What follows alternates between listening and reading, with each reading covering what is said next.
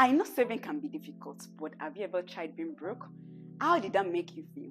I have been broke and I can tell you for a fact that it's not cute at all. I never want to be that broke lady. We are also more than halfway through the year and I imagine we all had some sort of savings or financial goals at the beginning of the year. If you're on track with your savings, I would encourage you to keep it up. But if you haven't made much progress due to one reason or the other, don't worry, I got you. In this video, I'll share tips on how I saved my first $50,000 and you can do the same. One of the major reasons why people do not save is because they generally tend to live in the present and now without thinking about the next day or years to come. You know, the YOLO, you only live once mentality, that tomorrow will take care of itself. Forgetting that if we actually fail to plan or prepare, we are preparing to fail. If you truly love and value yourself, you will do everything legally possible to ensure that you plan for your future while enjoying your life today. According to Statistics Canada data, the average household savings rate in 2019 was 2.07%. This number increased considerably to 14.9% in 2020 because of the pandemic, and reached as high as 27.2% during the second quarter of the year. Those awful lockdowns definitely forced Canadians to reduce their spending, resulting in the average Canadian savings to be more than $5,000. This statistics is actually very similar to what we have in the US, and we can see from this that saving actually doesn't come easy to the average human.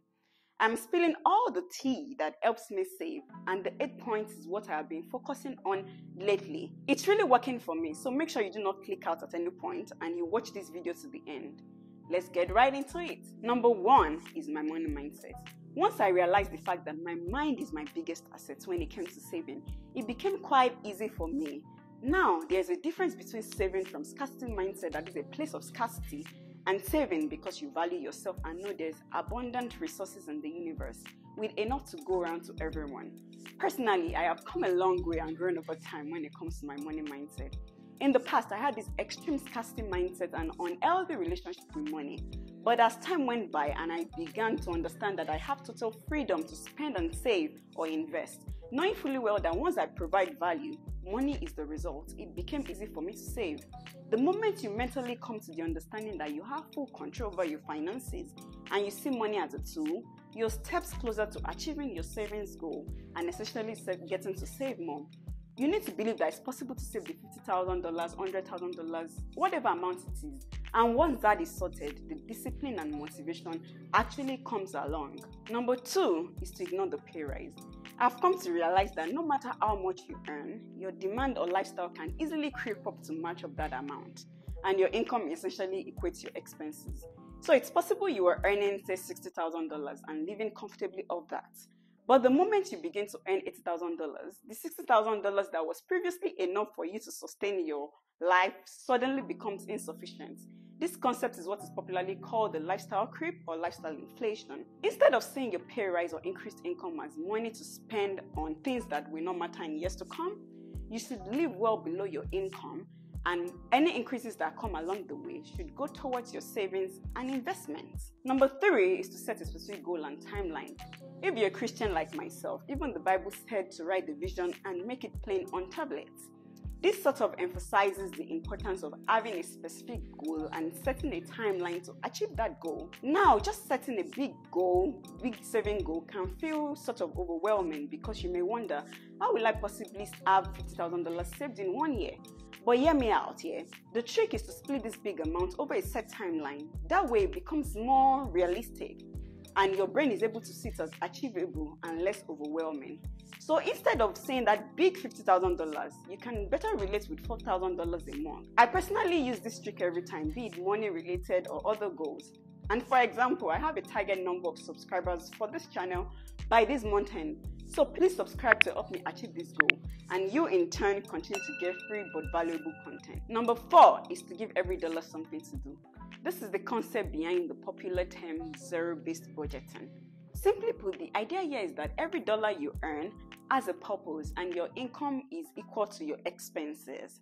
For example, if you earn $5,000 a month, a zero-based budget ensures that every penny of that is actually allocated to an expense line such as rent, emergency funds, investments, and the rest.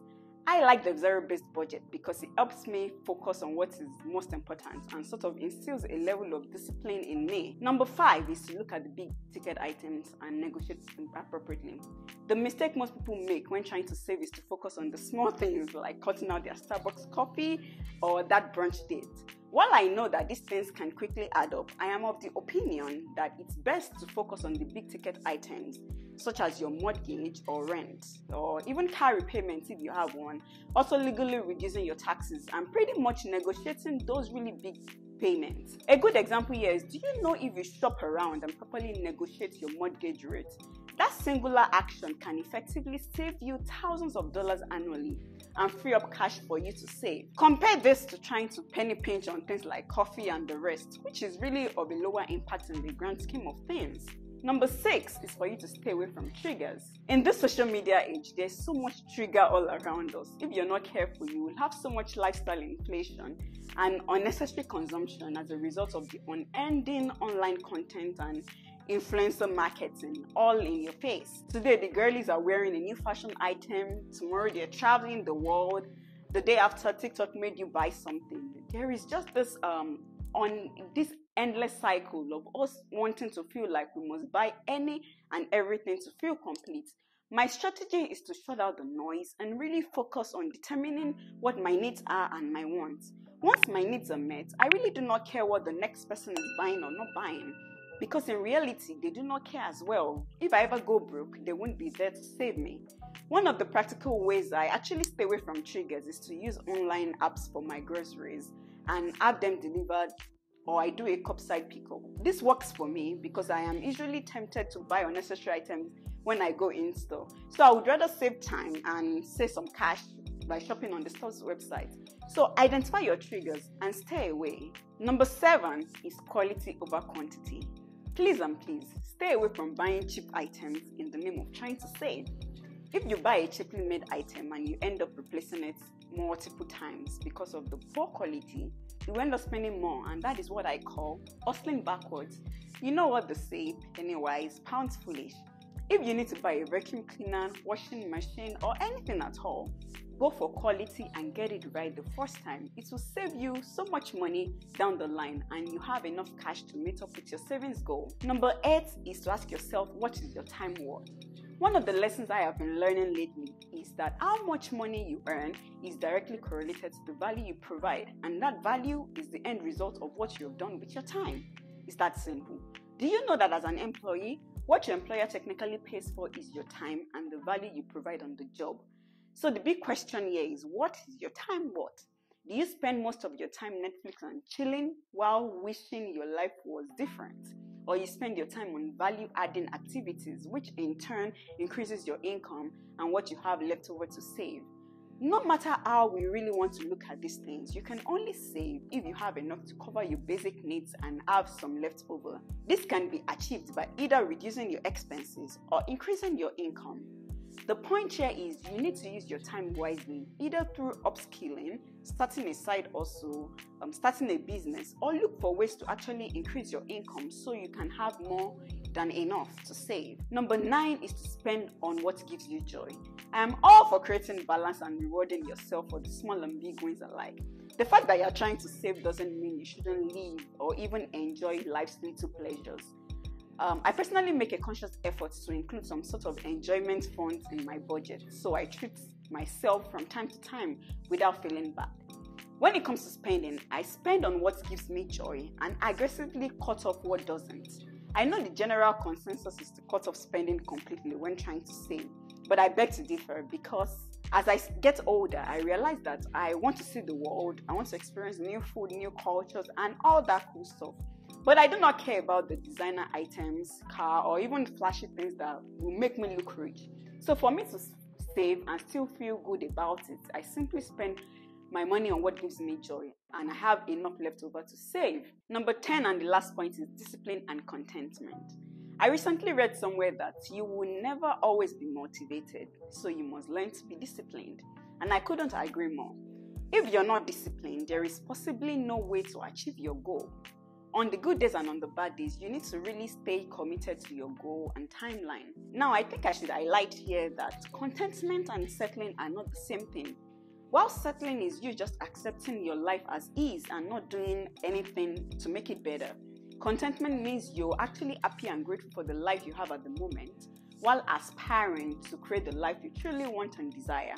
So stay content and disciplined, and at the set time, you will achieve your goal. I hope you found those tips useful, and I would like to hear from you in the comment section.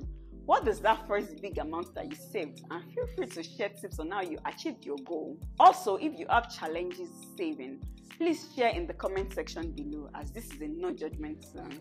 If you found this content useful, please like, share, and subscribe. See you in the next one. Bye.